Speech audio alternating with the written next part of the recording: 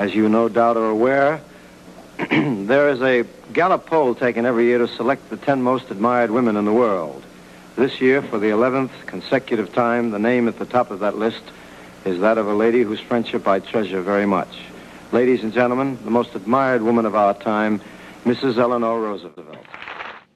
Eleanor Roosevelt, first modern First Lady, most admired woman in the United States for 12 years, wife of FDR, and so much more.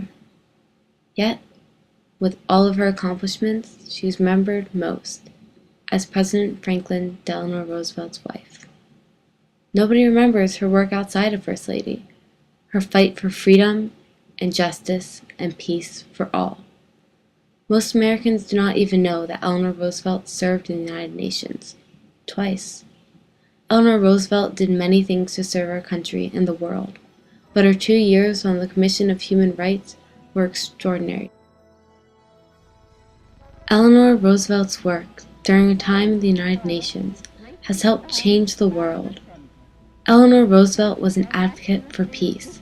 She brought positive change to the world after the destruction left by the Second World War, uniting Eastern and Western nations to a common cause, helping to create the Universal Declaration of Human Rights, a document generally agreed to be the foundation of international human rights law, and helping convince Truman to recognize Israel as the new Jewish state.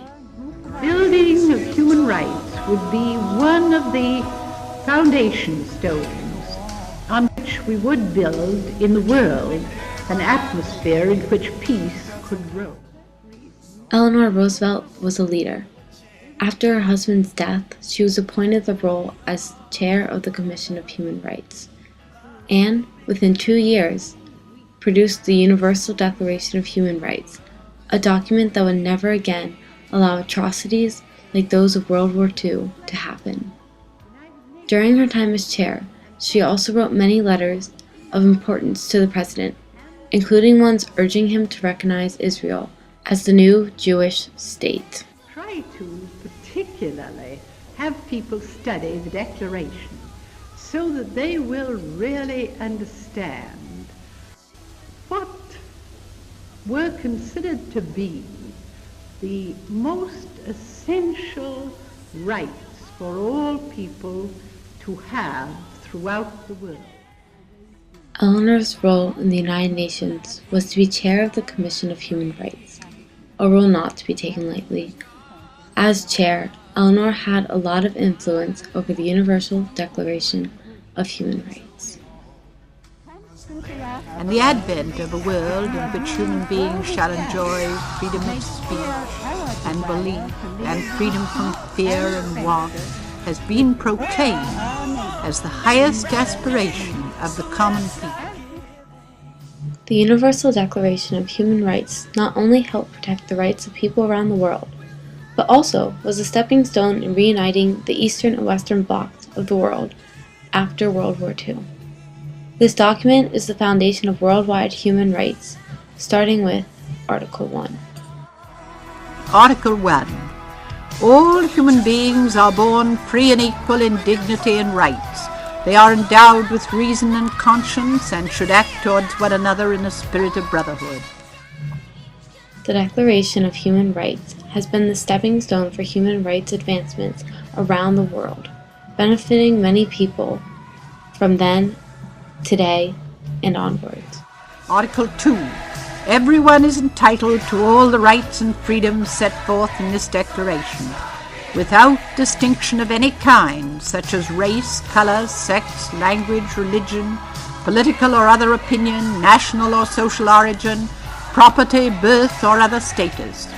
Furthermore, no distinction shall be made on the basis of the political, jurisdictional, or international status of the country or territory to which a person belongs, whether it be independent, trust, non-self-governing, or under any other limitation of sovereignty.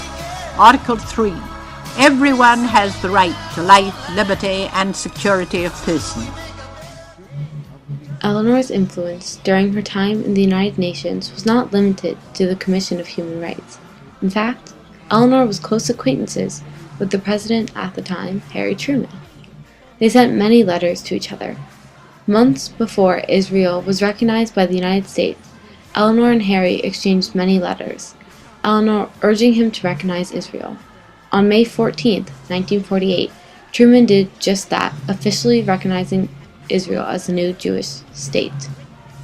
As excited as Eleanor was, she was also upset because Harry Truman did not warn her before. This shows more of their close relationship.